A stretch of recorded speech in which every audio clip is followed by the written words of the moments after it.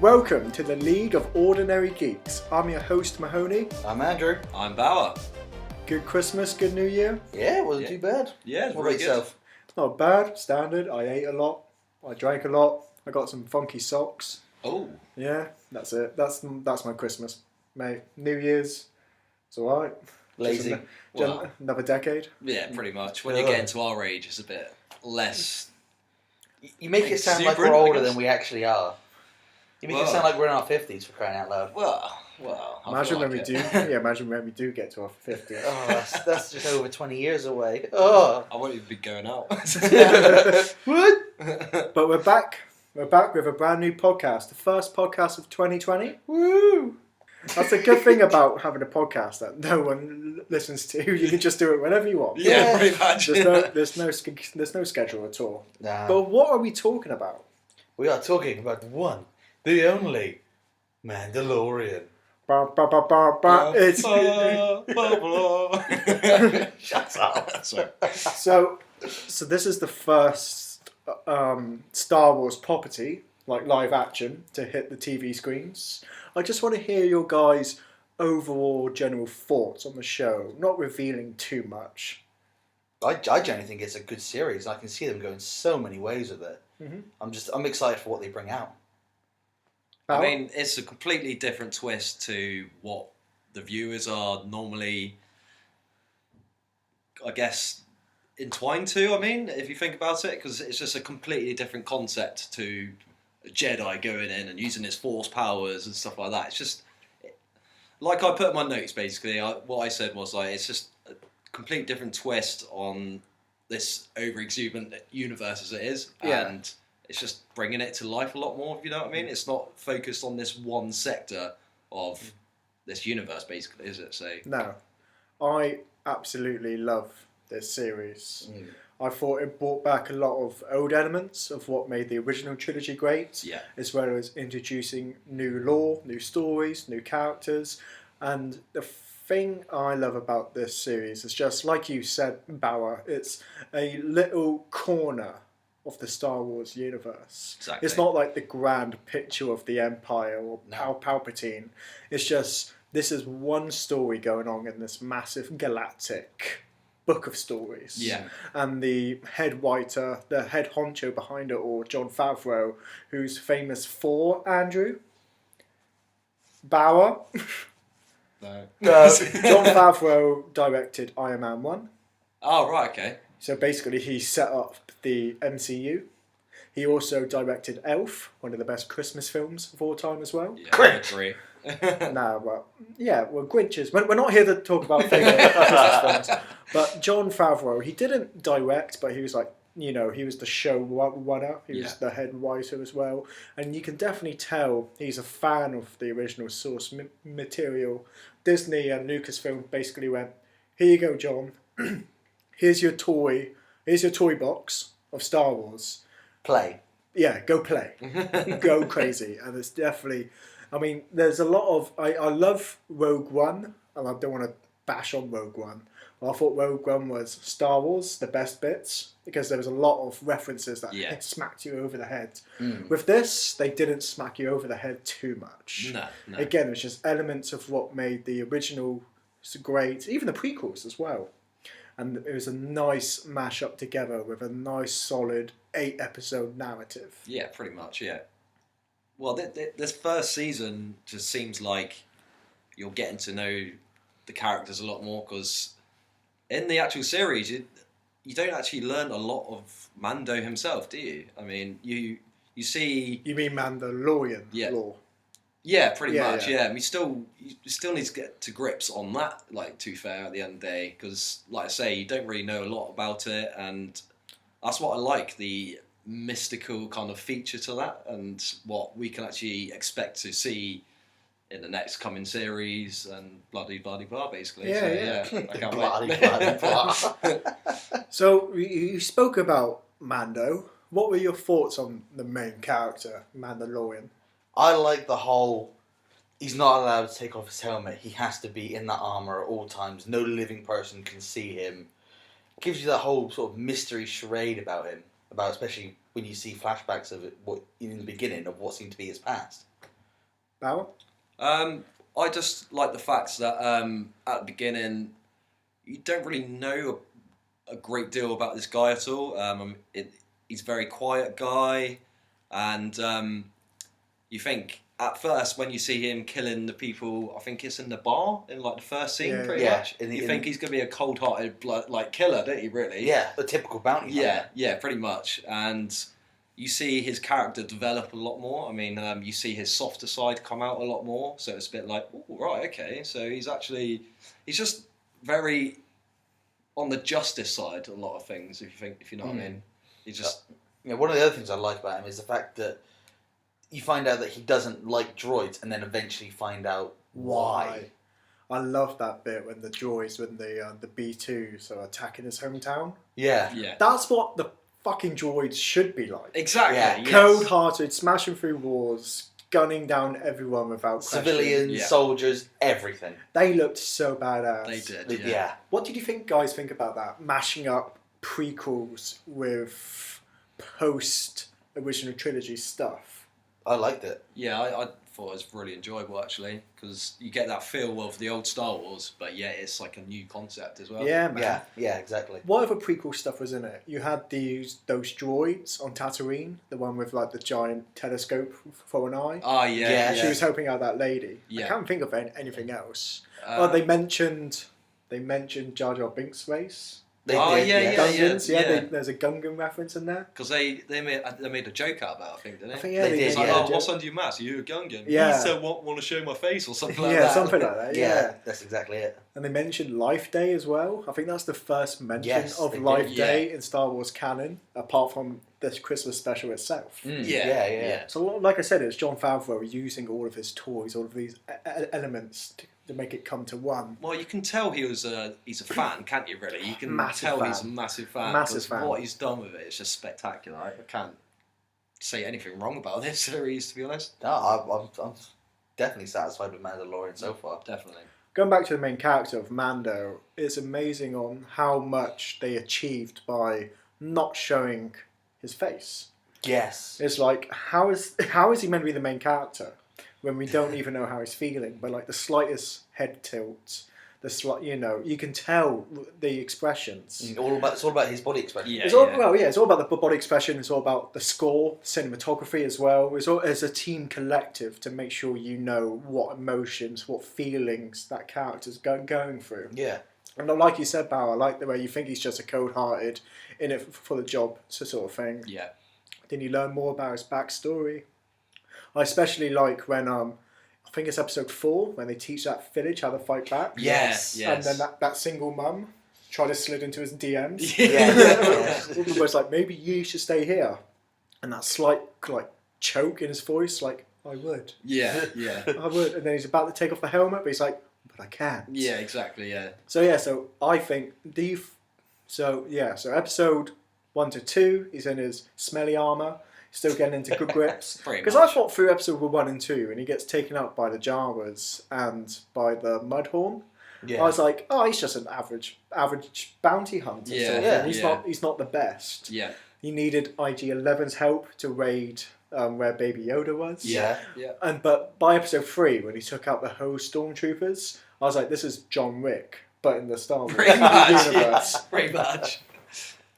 But no, I'm happy with the Mandalorian. But I've got one question. And when I say the Mandalorian, I mean the main character, Mando. Right. What's that? Okay. My question is, do you remember his name? Like his real name? No. Oh, what's that? Episode 7, I think, wasn't it? Was it? I didn't write it down. I think he was right. It was episode 7. It's where he got the sort of General Emperor calling out to the guy from Breaking Bad. Yeah. It's like, it begins with 2 R's, I think. Ridius Reigns. I don't know. I can't remember. Something like that. Yeah. It does ring a bell, to be fair, but I don't know. I think we're glad to search yourself, aren't we? Yeah, I'm looking up as we speak. Oh, okay. Okay, well, fair enough. But that goes with my point. It's like, yes, he's a great character, but I can't even remember his name. He's just always will be the Mandalorian. Got it. Din Djarin. That's it, yeah. Din Djarin. Din Djarin. But that's the thing. That's why no one that's actually going to remember his name because all throughout the whole series up until that point he's called Mando. Yeah. I That is thought his literally it. name was Mando. I did at the start. But I as didn't. well. I didn't realise it's a cool nickname for Mandalorians. Yeah. And even Baby Yoda, like I don't know whether to actually pronounce it as Baby Yoda or child. Just a child. I mean, you have to call it Baby Yoda. I mean, look at him. He's I know, adorable. but Can we talk about Baby Yoda? Yes, please. Oh my god. The cutest freaking thing. Yeah. I've never been broody for kids, but when I saw Baby Yoda, my ovaries were clapping. Oh my god. Credit to Disney. Disney could have spoilt this months before with promotional material, and the shelves would have been stocked with Baby Yoda stuff for like Christmas. But credit to Disney, they held back. They held back that reveal. What was your guys' first reaction to that reveal of Baby Yoda? Oh my god, he is so freaking cute. Yeah, I know.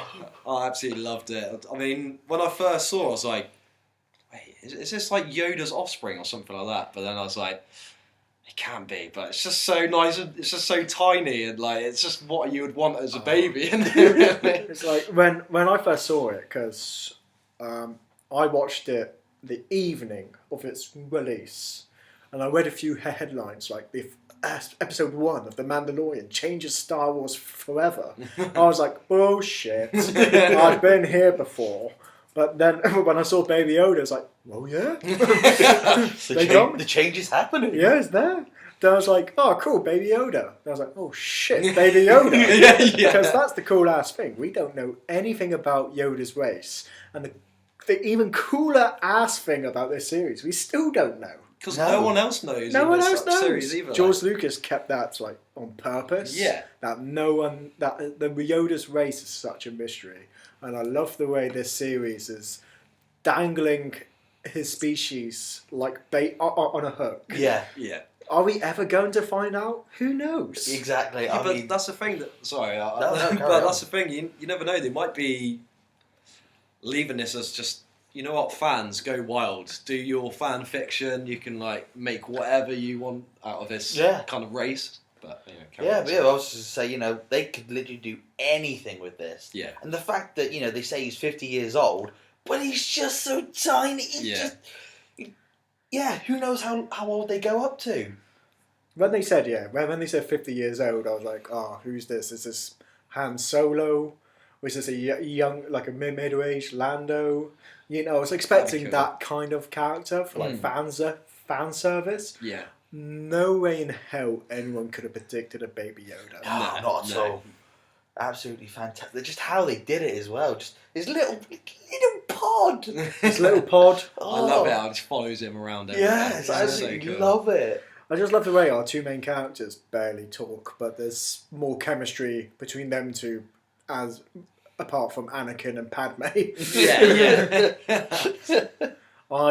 Baby Yoda has taken the world, the internet, the Star Wars universe by storm. The meme verse as well. Yes. Oh god, so many memes of Baby Yoda. Rightly so.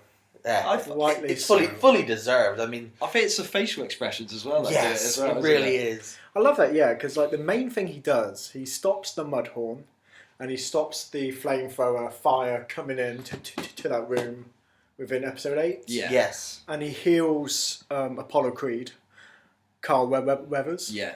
Apart from that, not a lot. He's just there for fucking cute factor. Yeah.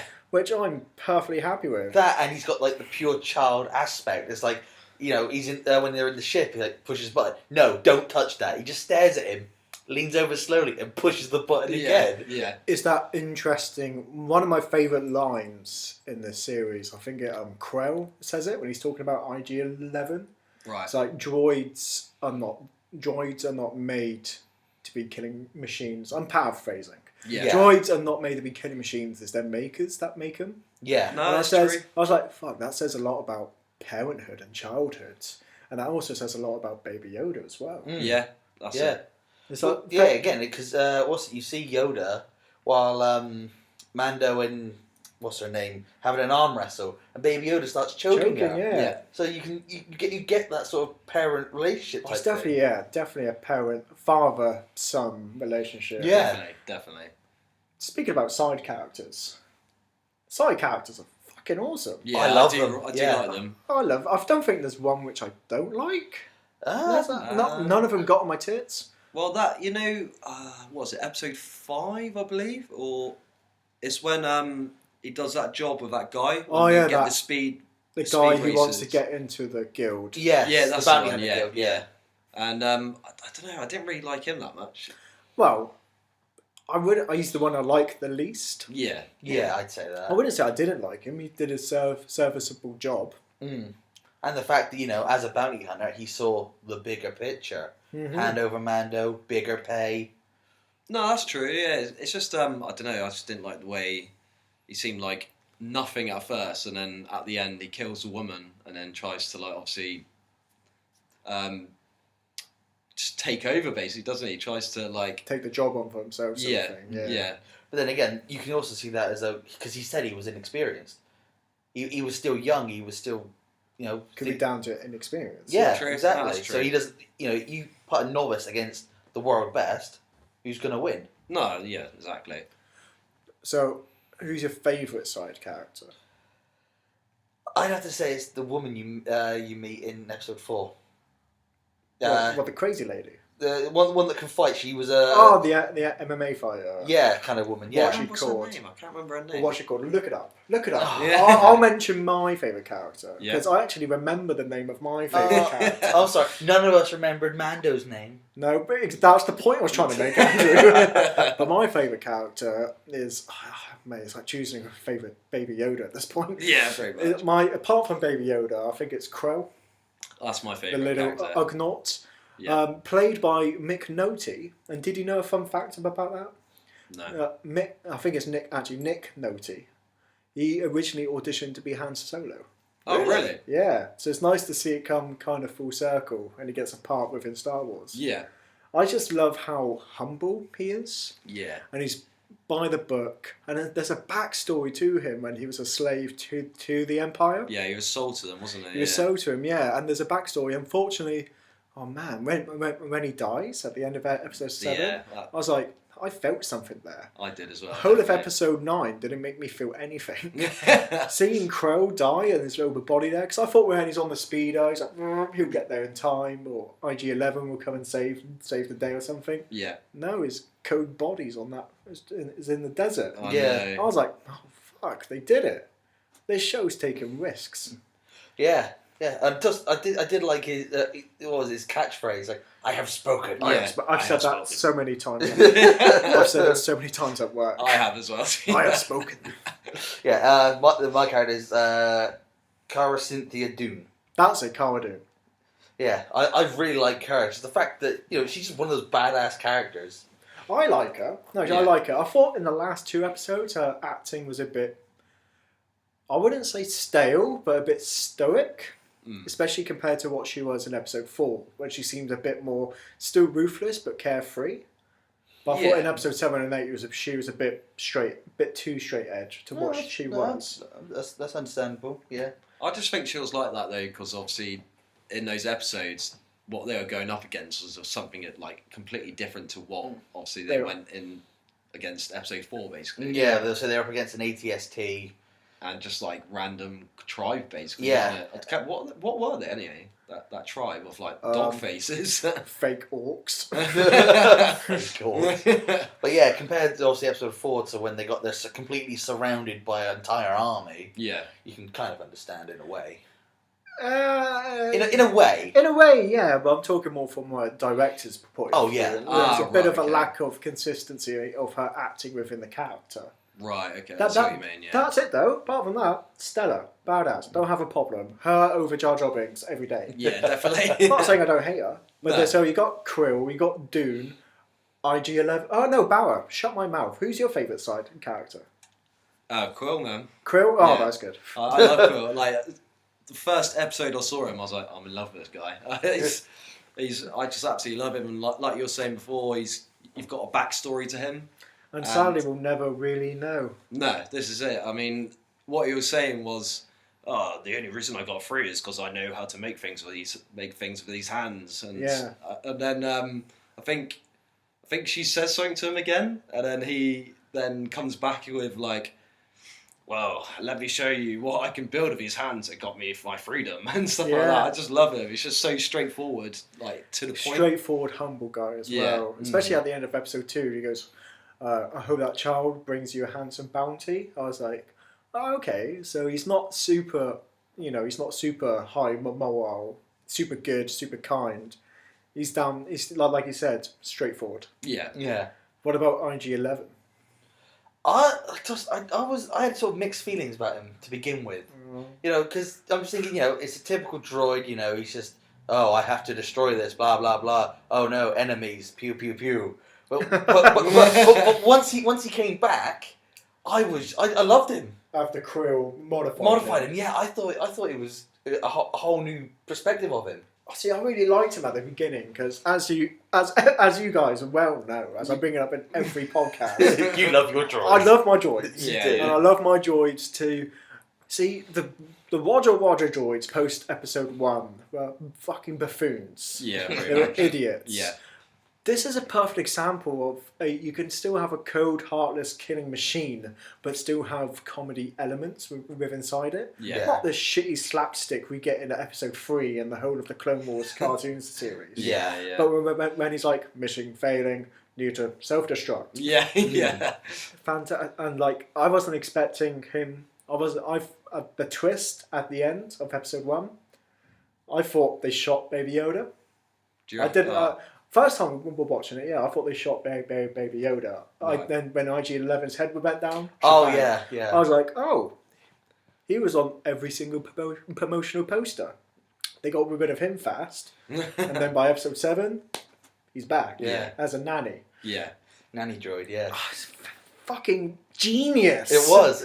That's where I just learned to love him more. I know, and that's what brought the element in of that droid doesn't make his fate, it's the creator. Yeah. So it's the person that molds him. I'm sorry, no, that line just really spoke to me. That's the last I mentioned of it. No, it's a good line though, to be honest. It's a great line. That line, literally, as you said, represents everything. Everything within that series. Yeah. I also love the store. I love the store. I love the episode in episode 6, the prison breakout shit episode Yes. with Bill Burr, Richard O'Reilly. Yeah. Everyone else. Yeah. Just that episode. Just that episode alone is sick. I did like that episode. I like that episode. Because you get to learn so much about Mando as well. Yeah, about his past. They don't go into great detail about it, No. do they? They give you little snippets. Yeah. And that just sort of draws you in a bit more. Yeah. Yeah. Yes. Yes. Loved it. Loved every. So much praise for this series alone. Yeah. What do we think about the villain who turned up at the end of episode 7? Again, forgetting his name. The guy from Breaking Bad. Oh, I can't remember his name. Isn't it General something? Well, yeah. I'm halfway there. I just love how the way he spoke was so cold and articulated, but not in a cheesy villain way. No, it's He's smart. He's smart. It's like, I am confident in everything I'm saying and everything I'm about to do. Yeah. And the guy who played it beautifully. He's always been that kind of character though, isn't he? It's that very it's like... like it with what's his name? Gus Fring? Gustavo? Yeah, that's the one, yeah. Gustavo from Breaking Bad. Yeah. Again, very, very cold, but calculated. Calculated being the key word. That's the thing, he never said a wrong word, did he? No. It's always, like you say, calculated, where he knew exactly what to say, what to do. Yeah. Moff Gideon. That's the one. That's it. Moffy boy. Yes. What do we think about the ending when he comes out of the TIE fighter with the dark saber? Just say. So cool. I've got. I don't know if you know this, but I've been saving this just for that about the dark saber. Apparently, it was Tara Visal was a main human who was the first Mandalorian to join the old Jedi Order, due to his connection of the Force, and according to legend, he was the one who created the dark saber. See, Andrew, if you watched Clone Wars, you would already know that. Well, I didn't watch Clone Wars. Why don't you just stop him halfway? Okay, then how about this? It's just a little bit extra. The unique black bladed lightsaber. Say that 3 times. Yeah, I know. Yeah. Also became the symbol of the Mandalorian people. Oh, Ah, really? that I didn't know. Yeah. That's pretty cool. Yes, I got you. More of the story is, I was jumping off the sofa. Well, no, I wasn't. I was like, oh, the black saber. Just the back. Oh, the back clip. I was like, oh, cool, they brought that in. But when I digested it, I was like, oh my god, It's the black saber. They brought that from Clone Wars. Yeah. And it makes sense because a lot of people who worked on this also worked on the Clone Wars as well. Oh, okay. The head writer, creator of the Clone Wars, Dave Filoni, directed episode 1 and 5 of this. Oh, okay. Oh, wow. So That's pretty cool. so there's a few Clone Wars elements as well. And again, that's another element from the prequels. Yeah. Well. That's true. Yeah, so I am excited. Before we move on to the next topic, what do we... I don't want to make it a prediction episode because we are reviewing season 1, but talking about the black saber, talking about Baby Yoda, how do you think they're going to progress in season 2? I honestly haven't thought about this. I mean, there's so many ways they can go with it. Mm. I mean, obviously you're going to go sort of probably back to people trying to hunt him down, obviously, as they have been. But I generally have no idea how they could do this. Like, again, when I saw the black saber, it made me think of more elements they could introduce from the past, from Legends, from the prequels, into the next series. But the main thing I took away from this, obviously season 1 was made pre-Baby Yoda boom. I just hope, as much as we love Baby Yoda, and no one loves Baby Yoda more than me. I don't think so. I'll find you right here and now. As much as I love Baby Yoda, I hope season 2 isn't the Baby Yoda show. I don't think they will do that. Most, no. I can just see some suit from Disney coming down saying this scene needs more Baby Yoda. This episode needs more Baby Yoda. Why isn't there enough Baby Yoda? The kids love... Look at the chart. The kid loves Baby Yoda. Yeah. I just hope, because season 1, like I said, was pre-Baby Yoda boom. Yeah. They had no idea how the world would react. Obviously, the world reacted very positively towards Baby Yoda. Not very, extremely Positively. I feel like Baby Yoda is the internet's baby, which we've all conceived. We're just enjoying it. Yeah. I just hope season 2 learns from the structure and the pacing of season 1 and doesn't become the Baby Yoda show. Because at the end of the day, it's called The Mandalorian. Yeah. Exactly, yeah. I think the way they need to go in this second season maybe be a bit more character development, because you still don't know much about Mando as it is, and they were saying quite a lot about was it the New Republic? Yeah. Because they were mentioning that, weren't they? Because obviously when the X-Wings come to destroy the prison bit, that like the episode we're on about. Yeah. Do you reckon we might see a bit more development of the New Republic, maybe? Do you reckon they'll start bringing that in? And... Yeah. Or maybe we might see how very early signs of how the First Order came to fruition. Yeah, that's true. It's possible. But here's a question for you guys. Do you think we'll possibly see a bit of maybe Luke, Leia? Because this is set like 5 years after Return of the Jedi. No. No, you don't think at all? Well, I don't know. It's me saying no, I don't want to. Oh, you don't want to. But exactly. Do you think they will? Even if it's just like a little snippet. To be honest, we've talked lots already about Jon Favreau and his toy box. The toy box is brimming with stuff to use. Yeah. We don't need main cast. No. There might be mentions of them, maybe like, Luke or Leia has done this. Well, see, no, I don't. Like I don't even want that. I just want the Mandalorian to be everything apart from the Skywalker story. No, I think that's the way they should go. Because, like I said at the beginning of this podcast, this is just one corner of the universe that's going on in the grander scheme of things.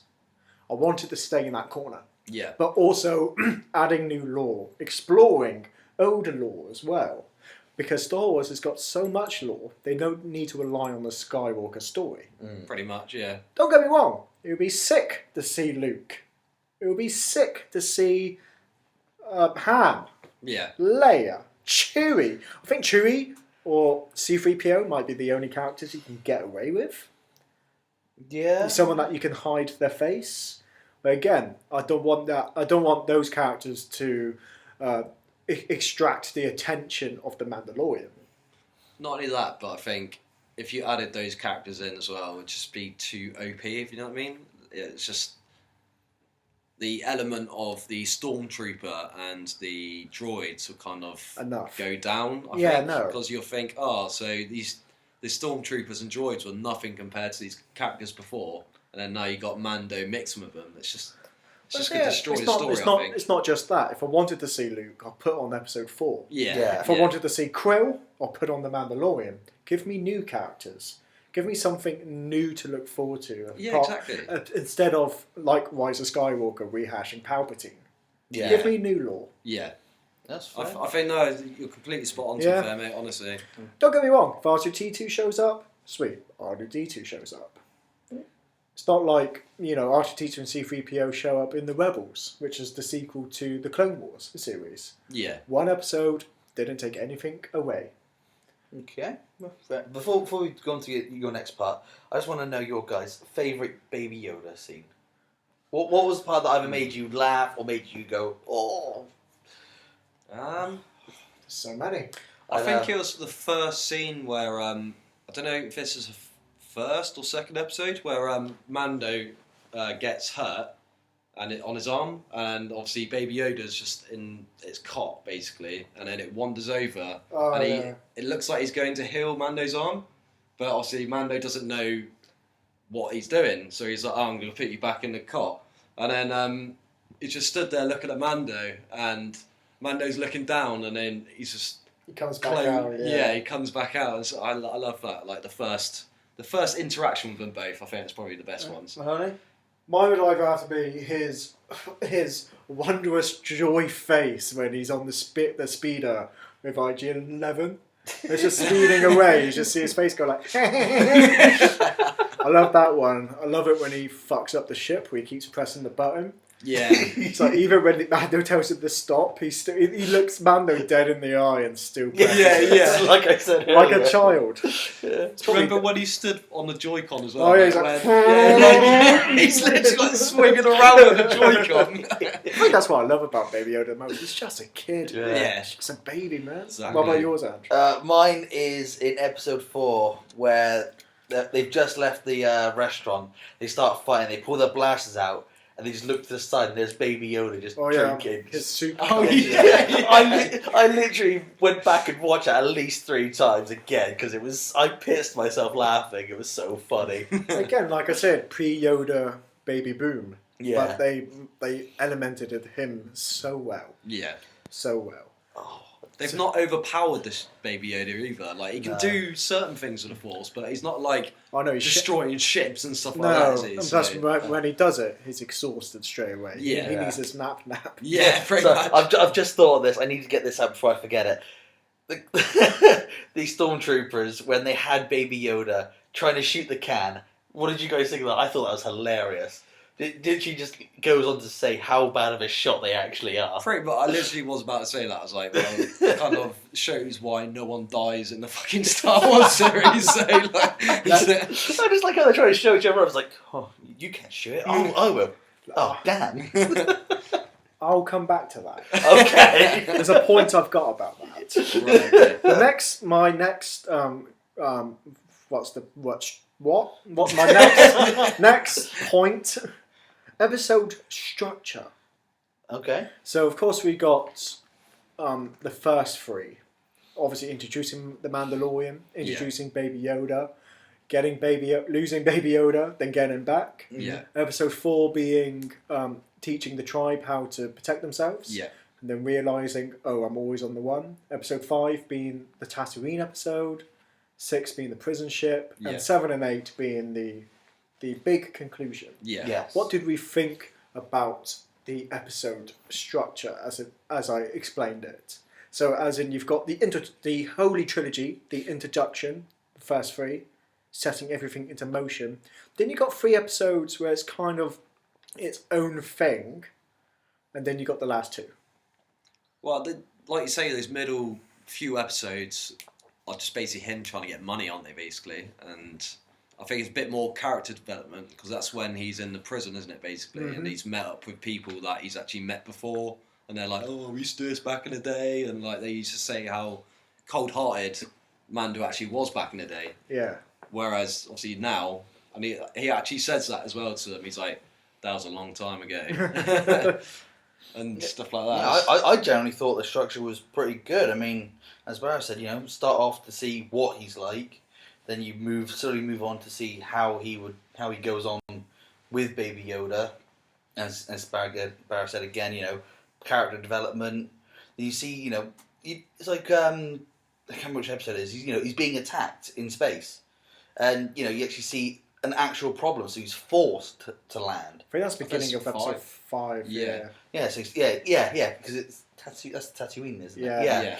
Yeah. So it gives a bit more character development. Something he has to do in order to get his ship prepared, and then obviously you get the lady to fix the ship, and she gets you get to see a bit more of her. She finds Yoda on the ship.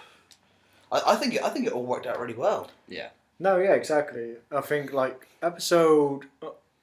It was a weird adjustment, I must admit, because you went through episode 1, 2, 3, which was a continuation of the last episode. So 1, then 2, and then 3, and then the shift to 4, 5, 6, where they don't really touch on the main story. But that's what I kind of love about it. Don't get me wrong, like I said, it was a weird adjustment at first. Because by episode 6, I was like, where is this going? Yeah. Because we've just had 3 episodes now where nothing's really happened. But at the same time, so much has happened by explaining little bits of Mando's backstory. And these kind of episodes reminded me of like Star Trek episodes. Where it's like, okay, we got a program set in space, but obviously we don't really have the budget to do space. So, like in Star Trek, it's like, oh, we've got this set of a cave. We'll write an episode about a cave. It's these. The best way I can describe it, I think a mate said it to me at work, and it's the best way to explain it, is a bottle in time episode. So you have an episode, you put it in a bottle, doesn't connect to anything, and you can watch it and show it to anyone who hasn't seen it before, and they will get it. It's like filler, isn't it, basically? It's a filler. There's good filler episodes. Yeah. It's a filler that just will just... It kind of does bring it all together, though. Yeah, no. I did rather enjoy the last one, just how it all sort of wrapped up. I thought it worked fantastic. I agree. Barrow? I liked the first and the last episode, because I think the first episode, they, like, that first opening scene, I mean, I was just like, I was mesmerised by it. I know, I was just like, well, this is start of something fucking special going on right here. Strap in. Yeah, exactly. You see that guy like chopped in half by that door and stuff like that. I was like, that's not Star Wars. What's going on? Yeah, I thought that. As soon as I saw it, I was like, whoa. Yeah, exactly. And just getting to meet this, what you think is like I was saying, a cold-blooded killer, just someone who's out there just to get his bounty and that he's done. But it's just, I loved it. The first episode, the last episode, it's just hooked me right into it again, basically. Again, it's so much good in this series. It is like choosing your favourite child. I think I love them all for their own different ways, apart from episode 5. The Tatooine episode. That's my least favourite episode. Same. I would say. Yeah.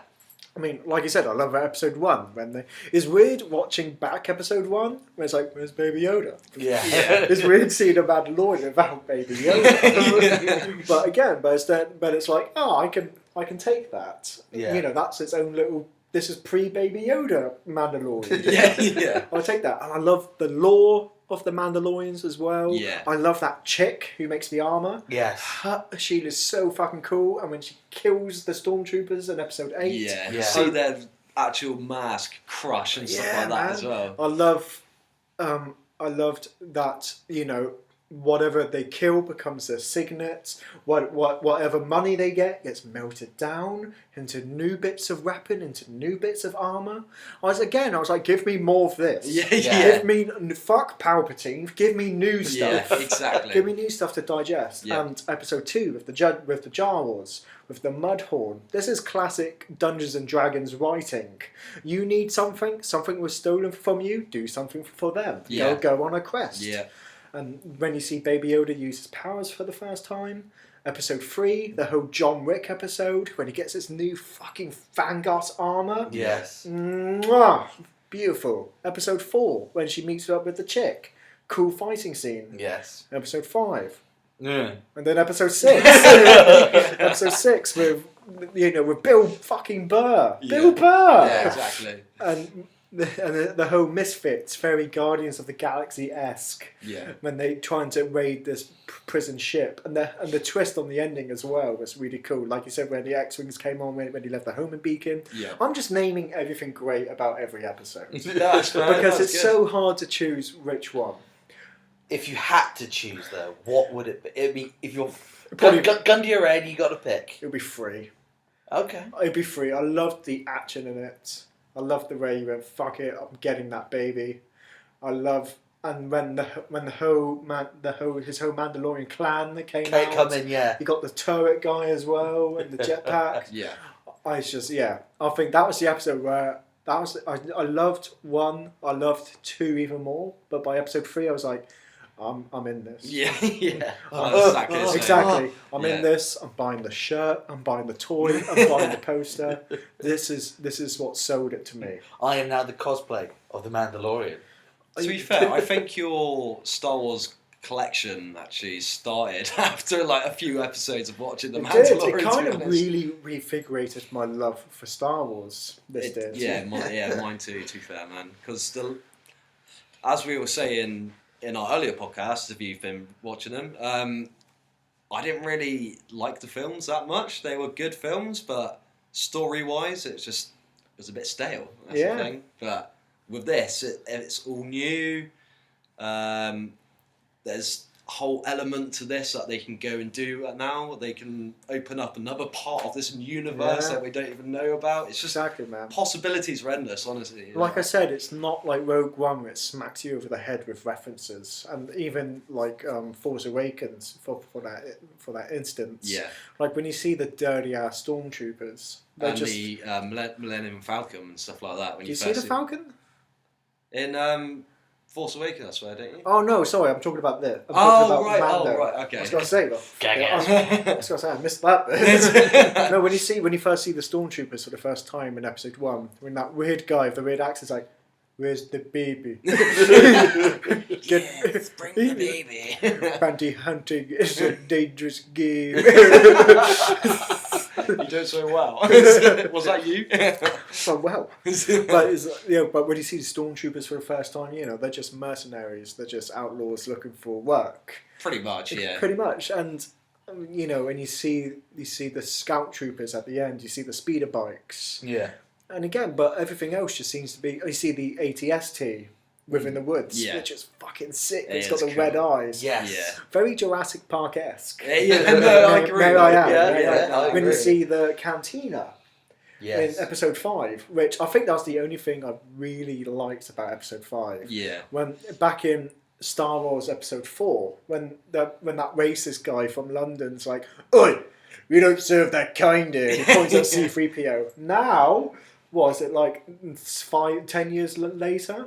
Something like that, yeah. 10 years later, since A New Hope, it's all won by droids. Yeah.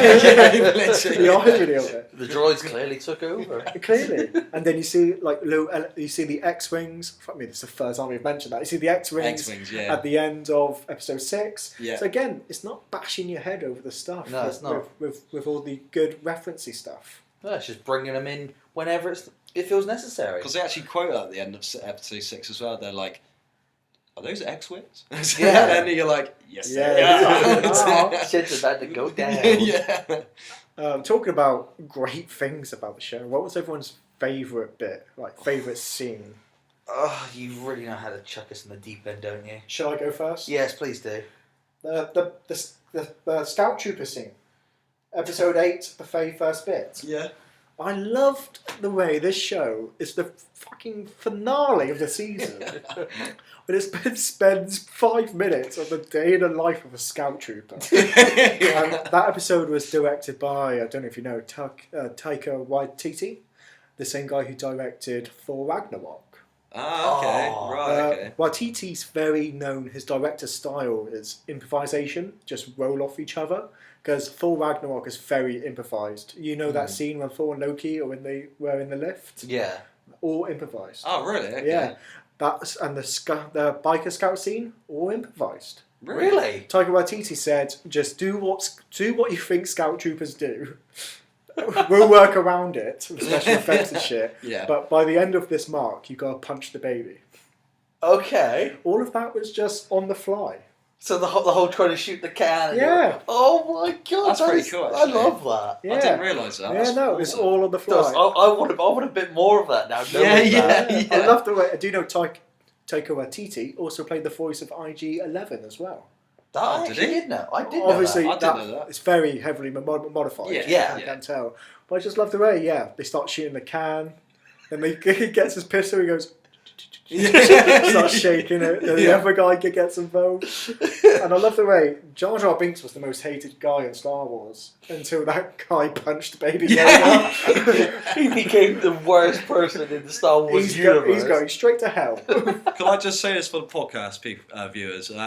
When I saw that scene of Baby Yoda getting hit, my heart nearly collapsed in on itself. That's when I jumped out of my seat. Yeah. And when he did it the second time, I was like, oh. Yeah. Ooh, you're lucky I'm not in the TV world.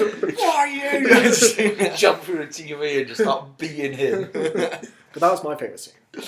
Oh my god! Fair. Knowing that. Yeah, no, I That's know it's changed my improvised. That's perspective. pretty cool, actually.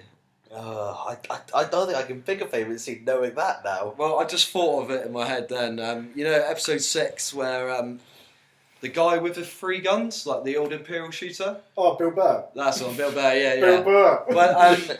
When he's walking and like the lights are flickering, and then you see Mando like creep up. Oh, he just and then, turns on the back. yeah, and then he turns around, and then Mando's obviously behind him, and I love that. That was just absolutely amazing. I've got to admit, I love that part. I love that bit too. Yeah.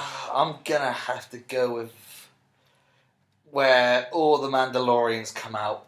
At the end of episode 3. Yeah, I'm gonna have to cool. go with that. A lot of people said to me that was really predictable. I didn't see that coming. I didn't see it coming. I completely forgot about it. I thought, because obviously the rule is, they don't come out. Only it's like normally like one at a time. Yeah. So you would think they stick to that rule because their rules are sacred. You shouldn't expect that to happen. I didn't. But then they help a brother out. Yeah, exactly. Yeah, that's But it. yeah, I have to say that. Sick. Yeah. Another good part I like as well, and it's not my favourite, but I like when you're seeing the armour first get made, and it's like, ooh, this is a different element to a Star Wars franchise you see completely, because Yeah, I don't think we've ever seen armour getting made or anything like that, have we really? It's not one of those typical, you go to a shop, like, oh, I like that armour, I like that. Or it's not like a droid's designing it, Yeah. like with lasers or holograms. It's Yeah, it's old school building. Isn't Yeah, it? yeah. Yeah, smelting it all down, getting the right size. Yeah. And again, they use that element to show bits of his backstory every time she hits the armour with a hammer. Yeah, side panels to a backstory. Yeah, exactly, That's man. It works really well. The whole show just works really well. Yeah. It does. Yeah, I'm excited for season 2. And they actually bring the fear element of the droids back as well, because Yeah. I'm not Yes. gonna lie, whenever I saw a droid on like the films, I'd just be thinking like, well, they're all gonna die, so what's the point in getting a bit like worked up about it? Yeah. But on this, It's like Mahoney said, in episode 3 of Star Wars, it got the comic factor and yeah, Slapstick value. Yeah. yeah, I just love how fucking heartless they were. Yes. Busting through walls like Terminator. I wouldn't mind them coming back. Maybe Oh, that's see, maybe that's an episode for season 2. well, you never know. He You comes never know. across some because there are starts laughing. in the Clone It's just In the Clone Wars, there's an episode where, because obviously after Order 66, Palpatine discontinues or deactivates all of the droids because he doesn't trust them. I think that's how it is. He doesn't trust them, or he just wants to go back to clones because they're under his command. Yeah. But there's a planet where they go to the stormtroopers, and there's a bunch of continuing droids, like they haven't been deactivated, and they still think the Clone Wars is going on. Right. So maybe that could be an element within season 2. That would be really cool. Actually. Yeah. That would be really cool. Well, say with the toy box, you don't know what can happen. Exactly. Should we move on? Yeah. What's the next segment? Question Master. Oh. Do you have any questions for The Mandalorian season 1? Anything that itched our heads? Anything that made us go, why did they do that? Or why that doesn't really make sense? So, the woman making the armor, is she the leader of that sector of Mandalorians, or? I guess what? She's the one who sets out the bills. Yeah. She's the one that decides the signets. She's the one that they report to. Yeah. I guess so, yeah. Captain goes down with her ship. Everyone left apart from her. That's true. That's true. Yeah, you could say she is in charge. Yeah, because I mean, they don't really go into depth about that at all, and I mean, you don't really hear about other Mandalorians on other planets, do you? Really, that's the thing. So no, I don't know if she was like the sole leader, like the highest of the high, or if she's like the boss of one area. They said that since the fall of the Empire, the Mandalorians have gone into hiding. Yeah. Because don't they associate Mandalorians with Empire? I think so, yeah. Something like that. Because they got like clone helmets, basically, haven't they? Yeah. And Well, yeah, they got like... It's originally made on kind of Jango Fett. Yeah. Yeah. So I guess she's just the leader of that clan, not of the whole of the Mandalorian tribe. Right, okay, that makes sense, yeah. That's the question I've got for this. There's so many levels to bounty hunting.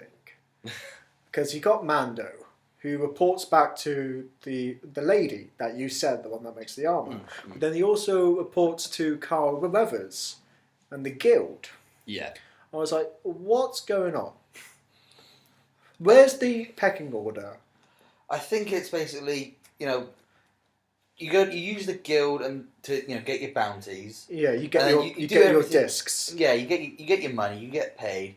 That's separate, and then you got your next set, which is the Mandalorians, and then obviously you report to her in any sort of upgrades you want to do, any questions you might want to ask. So I think it's just sort of two separate factors. Kind of like so there is no pecking order. It's just one and one. Kind of like a church. Yeah. You get your money from your boss and you donate it to the church. Yes. I wish I could go to that church. The Church of the Mandalorians. Yeah, because I think they're separate, aren't they? Because obviously he knows Mando, so, like Carl Weathers knows him so well. Yeah. And so it must just be him going to him. Well, yeah. That's it. Did they go to different guild representatives? Did they all go to Carl Weathers? I would say what I remember hearing is that Mando is the only one who really goes out because he takes all the jobs from him. Yeah, but that's why they get pissed off of him because he works for the Empire. True. Yeah. Ish. Yeah, by getting obviously Baby Yoda. Yeah, so, yeah. And that's when the big Mandalorian was like, "Oi!" and they have a bit of a scuff. Yeah, that was quite a cool scuff though. That was a good scuff. That scuff's go. That was good. Yeah. Another question. Did you have a question, Andrew? Well, this is actually just a question for you guys. Do you think it took too long for him to get his jetpack? No, I think it's pretty I've heard a lot perfect, of people saying that he should have had it a lot sooner. Why was he the only one who you didn't see with one, especially after episode 3? I personally thought him getting to the end was right. Yeah, same. Oh yeah, it gives us something to look forward to in season 2. Yeah, but I can understand their thinking. If Mandalorian's the only one that goes out and he's this amazing bounty hunter, but everyone else has got a jetpack. What did they do? Yeah, exactly. That's why loads of people have been complaining about it. But personally, I never even thought about that until then. Thinking outside the box. Yeah. I don't know. I think it's perfect. It gets at the end because As a he's series, building up his armor first of all. I think that's what. It's also the fact that the lady says, you've earned your wings pretty much. What does she call it? Rising Phoenix? Yeah. And she calls the missiles flaring birds, something like that. Flare. Whistling something. Whistling birds, in it? Yeah. Something like that. Yeah. Some sort of bollocks. Yeah. But I didn't really question it until then. Yeah. So I'm glad I gave you something. Well, like you said, as an audience member, as a TV show, it makes sense he gets it at the end. No, I couldn't care. No, I couldn't care. You're happy with how it went. Yeah, I'm happy how it went, yeah. My next question is, so, not allowed to remove their helmets, Yes. but we see Jango Fett walk around in his PJs in fucking Camino. That's not the Mandalorian, though, is it? This is it. Mandalorian was a planet, but now it's a race.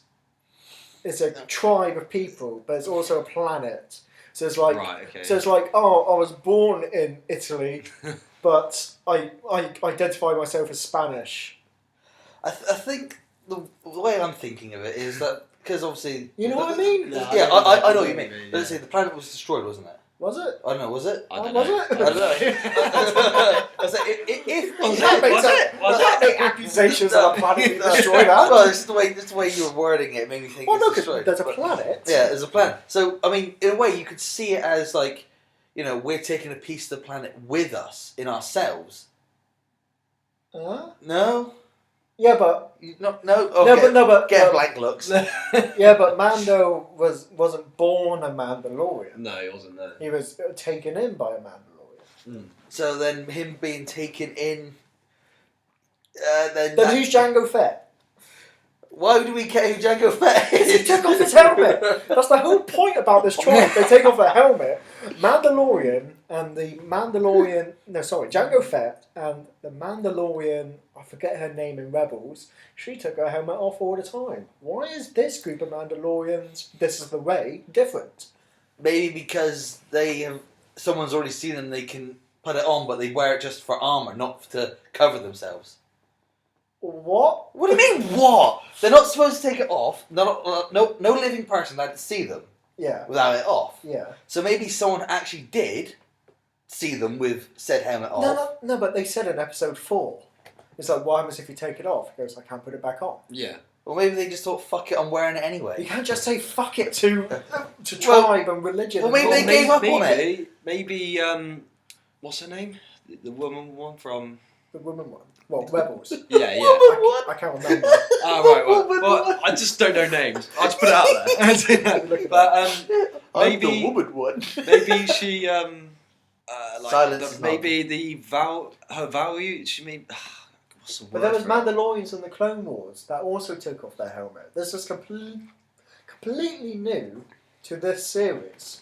No one's ever brought it up or mentioned it before. I don't know. To be honest, mate. Why don't you just give them a call and ask them? Maybe they're just trying to bring that mysterious factor back into it, maybe? Maybe. Or maybe their values as a Mandalorian, they just gave up on it. Who knows? We'd have to literally, keep going. We have to call them up, say, why have you done this, and why have you done this in Mandalorian? Sabine. Sabine. That's her name from Rebels. Oh, okay. I wouldn't know. So yeah, I'm still very much confused by the law. Like I said, I love the new law. I love that law that they can't take it off. But Jango Fett fucked it up. Can we just not talk about Jango Fett? He was around for one movie. But he took off the helmet. Yeah, but he was the original clone there. Yeah, so does Sabine. Yeah, so maybe he just gave up on being a Mandalorian to do this cloning thing and just wears it just to be a bounty hunter.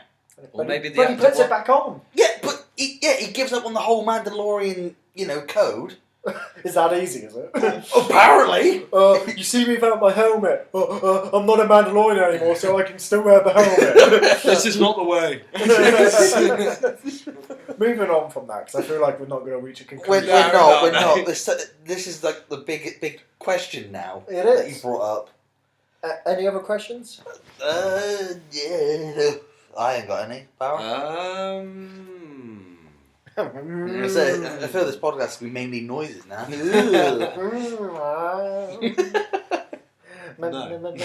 Anyway, so okay, no more questions. No, I'm good. I'm good. I'm good. Just a nice little pause. So we spent an hour talking about how great the Mandalorian is. Is there anything you thought was, I'm going to say the B word, but bad? I've got one that I can think of right off the top of my head. Go on. The face reveal. Yeah, I wasn't a fan. No. Yeah, it was a bit annoying. Like, I mean, you're only... I can understand if it was like 2 or 3 seasons later. Yeah. Not the first season. No, they did it way... If anything... They blew their load. Yeah. Yeah. What they should have done is as what was it? IG-88... 11, that's it. 88 was in the other one. As he went to lift up the helmet, he'd go in front of him so that you couldn't see, or you could just see him doing the spray on the back of his head. You could just see a bit of his hair. Or you can literally just have a view from the back of his head, basically. Yeah. Yeah. You did not need the face reveal. No, you didn't. No. I admit, it's like Oh, there's that noise. I like the element of how they did it. With IG-11 saying, I'm not a living thing, so I don't count. So I think that line, though, of how he said it, was... I didn't like that line. Why not? I just think it was kind of predictable in a way. It's like, no living thing has seen it. But you would technically say nobody. You wouldn't say... I mean, in a normal sentence, you wouldn't say, no living thing has seen my Star Wars collection. You wouldn't say that. You'd say, nobody has seen it. It's true. I'm sure when he takes a piss in the woods... I'm sure a Womp might have seen it. Can't see his face.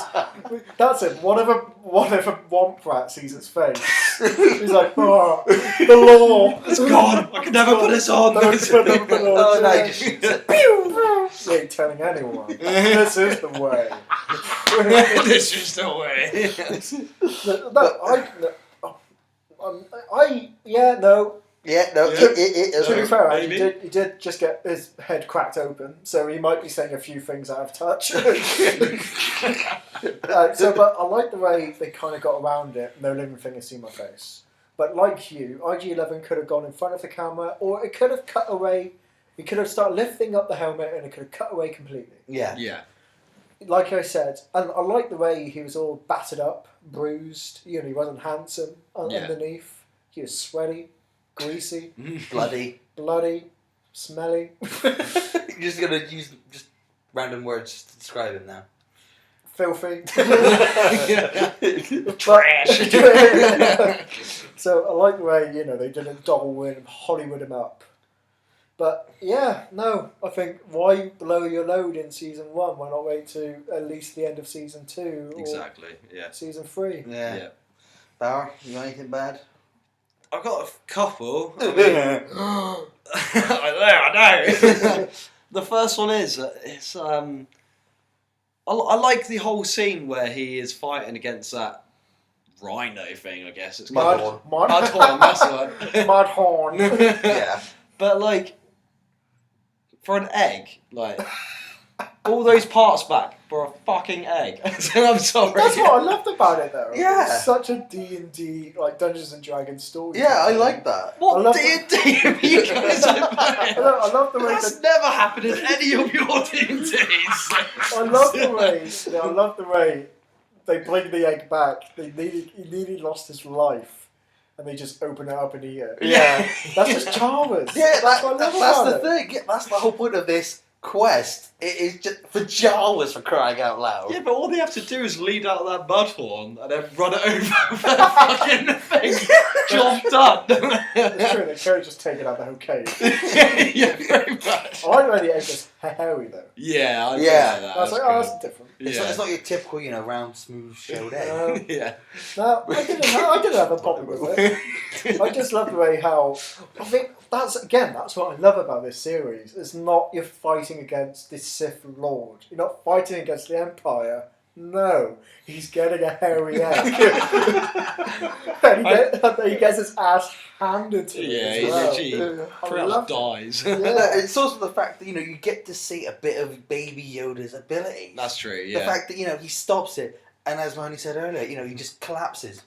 That's it. It just brings it together. No, you're not wrong. So stop complaining about the hairy egg. No, it's an egg. You know what I didn't like? I feel like they used the shooting fake outs too much. So they're about to shoot Baby Yoda. Ah, right. Shaboo! Yeah. IG-11 falls down. Episode 4, the sniper's about to shoot Baby Yoda. Yeah. the Cara Dune, Floon shoots, shoots him down. Yeah. By that point, I was just there like, oh, come on, man. Yeah. Done that You twice something now. original, at Yeah, least. done it twice now, yeah. I didn't like that. Okay. And then obviously episode 6 they do it with what's that robot? Oh yeah. And The they guy says from 3 times. the guy from IT Crowd is about Oh to yeah, shoot yeah. Richard O'Doyle or O'Coily. Iodi. Iodi, that's it. Is about to shoot Baby Yoda, and then Yeah. Mando shoots him down. And I was like, 3 times, man. Yeah. You can think of it. I know everyone wants to kill Baby Yoda, but think of a different way. Yeah. Don't ask me what different way I would do. I just thought of something, but it's probably not best to say on a podcast. Oh. I'm not going to say it. Anyway, Power, you got anything else bad? I sound a bit cynical when I say this, but some of the acting, like in some of the episodes, aren't exactly the greatest. Like Elaborate a little more. Examples. Tatooine. Oh, that lady. Yeah, the lady. Oh, fuck it, I loved her, mate. See, I liked You her. tried talking to droids all day. Yeah, but I liked her. I liked her like chirpy personality. Her quirkiness, Yeah, but it's just sometimes. It wasn't great. No. Something like, sorry, darling. Yeah. Your acting was fine, but it wasn't great. I don't want to be that person, but I'm being that person. No, I'll give you that. I think, and also, the guy that Mando teams up with. Yeah. Not Stella. Like I mentioned before, I thought Cara Dune turned a bit one dimension towards the end. Oh, yeah, you said that, yeah. Yeah. That's the thing. I think because he had so many different writers that they didn't really match up sometimes of like the character development, if you know what I mean. That's the danger of it. Yeah. But that's what Jon Favreau achieved so much by having that one vision, that one direction. Yeah. But when you've got different directors and different writers, it can mix match. That's it, yeah. That's exactly. it with a series, though, isn't it? Yeah. I didn't like the ending so much. What part of the ending? Where he flies up to the ship, or Yeah. It's like he's in a TIE fighter. Again, still can't shoot for shit. Yeah. Yeah. Then, it's cool. Yeah, don't get me wrong. If you said to me a year ago, Mahoney, there's going to be a Star Wars TV show, I would have instantly got excited. And if you told me it ends when the Mandalorian gets in his jetpack and fights a TIE fighter, I'll be like, well, that sounds like the best thing ever. Yeah. I mean, don't get me wrong. It was pretty cool. I just thought it was just kind of over, not too quickly, not long enough. It didn't. Well, I thought it wasn't executed as well as it could be. You would have increased the time, had a bit more action in it in a way. Maybe, sort of thing. but saying that, I love the whole Gongolorian R2 unit. I like the way IG-11 sacrifice when he walks through the lava. Yeah, the fact he's done all the calculation and the only way that the baby survives is to sacrifice himself. Yeah. No matter how much Mando is saying don't do it. Yeah. I like that. And that shows character development towards Mando as well. Definitely, yeah, definitely. And it's just felt like, the TIE fighter can't shoot for shit. I thought the Mando took it down a bit too easily. Yeah, he did. For me. And even when the TIE fighter crashed, Mando, Carl Weathers, Cara Dune meet together. Yeah. They literally meet together and straight away as straight well. away, No. Carl Weathers, hands on hips, like, we did it. Yeah, pretty much. I was like, oh wow, we're doing this. We're doing this. We saved the president. We saved the day. What now, Mando? Wink. Yeah. I was like, oh wow. Cheeky gun finger. Yeah, no. It's like, oh, they're ending it like this, like a Saturday morning cartoon. Well, that's the thing. Like any logical person would have been like, "I wonder he's dead." Yeah, true. But then we wouldn't get the cool reveal of the Darksaber, Yeah, and I'm glad he didn't die.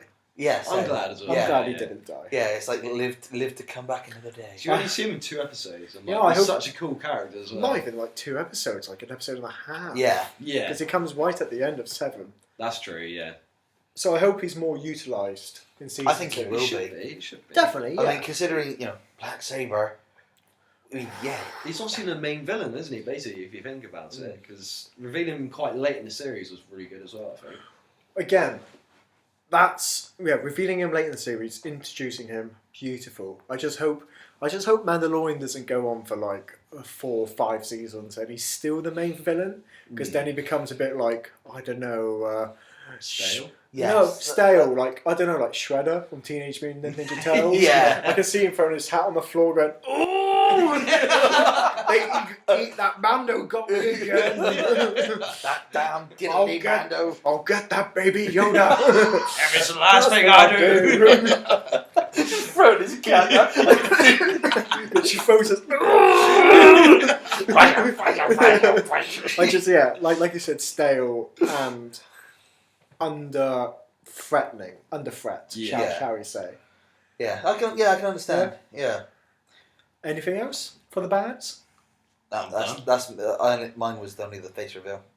Yeah, that was just my 2. And that was it. I think. You got any of them, Simone? That's it. Oh my god. Again, I think just to wrap it up, for the first attempt of a Star Wars live-action TV show, my God, Yeah. Yeah. they got a lot more right than they did wrong. Yes. Hell It yeah. was never going to be perfect, but fuck me, it's damn close. If anything, it's like 98, 99 yes, 1 to 2% no. And I haven't met anyone that doesn't like it. no, I don't think I have. either. No, everyone I- who's watched it said they absolutely loved it. I mean, I've I heard, all enjoyed I've it. heard is complaints about a few things, like I mentioned earlier. But Tidbits, nitpicks. Yeah, exactly. everyone else I know just loves it. I love this show. I'm so looking forward to season 2. They absolutely smashed it, though. I mean, they just smashed it. Like we don't know anything about what's going to happen now. You still don't know. No. And they could go anywhere. They could go nowhere. Yeah, They could. Do you think any returning faces might come? I don't want it to. No, not Cara Floon. Cara Yeah, not Duno. Oh, I thought you meant from the. No, from the first season. Oh right. Yeah, I wouldn't mind a couple of faces coming back. To be honest. I think for season 2 they could have maybe holograms of them, of some past characters, but maybe not in the city, as in like with Mando. I think then season 3 you can start bringing them back again. It's weird because obviously, shit like Game of Thrones is based on a book. Mm. Harry Potter Based on a book. material, yeah. Yeah. You know your ending. With Yeah. this, they can go 2 seasons. They can go 10. Yeah. Where's the finish line in this? No one knows because it's Brand new territory. Yeah, isn't it? exactly. Yeah. Like uncharted territory, isn't it? That's the thing. Just like many places in the galaxy. Yeah, exactly, exactly. Think how many other planets they could introduce. Think how Yeah. many new races they can introduce. Think of what new guns they can introduce. Everything, basically. The toy box is only just at the top. Like an iceberg, you only see the peak, you don't know what's down below. Yeah, exactly. Exactly. I like that. Yeah. Thank you. I wasn't working on it. So has anyone got any final bits they want to add? If nobody's watched The Mandalorian, watch it now. Well, I wouldn't. If you haven't watched it by this point of the podcast, Yeah, you don't need to watch it. I think we've elaborated enough on it, really. Yeah. So, what's next for the League of Ordinary Geeks? Oh, I'm thinking move on to Marvel, maybe. Personally. Andrew, I didn't spend 3 fucking episodes watching the prequels to not talk about not talk about the original It's trilogy. got to be A New Hope, I think, isn't it? Surely. Well, is that next? Because I was hoping either one of you would mention our new format. Oh, you mean news. the weekly news? I was going to wait for you to bring that up, to be honest. No. The weekly geekly news. Weekly geekly news. Wow. I don't think we could do that again if we tried. Wow.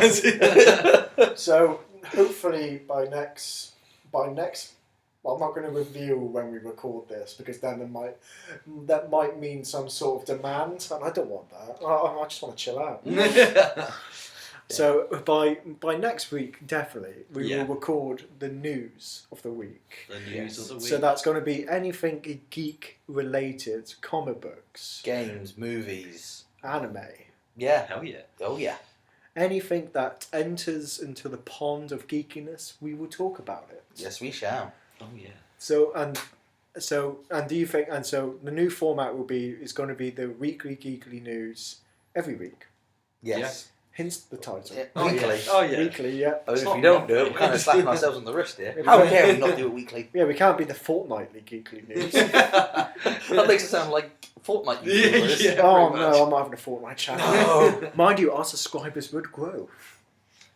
Yeah. In me. a bad way. Yeah. The wrong way, yeah. Yeah, we're So- not going that way. So we're going to have the weekly news as a nice podcast because that was my idea originally for this podcast. But we thought, let's talk about what we all like, Star Wars first, and see how we get on. And I don't know about you, but I'm having a blast doing this podcast. Yeah, so yeah. So I loving would it. be happy to talk about the geekly news with you guys. And then every 2 weeks, we will do what we're pretty much doing now. We take a bit of media, whether it's Star Wars, whether it's Marvel, whether it's Lord of the Rings, whether it's Dragon Ball Z, whether it's Pokemon. And the possibilities are endless with our interests. Yeah, mix it up a bit. Well, Why not? we will talk about it, yeah. Yeah. So if there's anything that you might intrigue you that you want us to maybe bring up, we Comment might, down below. Yeah. Yeah, and if you we got will any- think about it. If you've got any suggestions, please comment down below of what you want us to reveal next. But I think we're going to try and bash out these Star Wars films. I reckon so. That just sounds really dirty. I'll just bash out some Star Wars, why not? That's I've what already done it. that's what I do most nights. Yeah, so- But don't forget, guys, don't forget to like and subscribe. I've been Mahoney. I've been Andrew. I've been Bauer. See you guys next geek.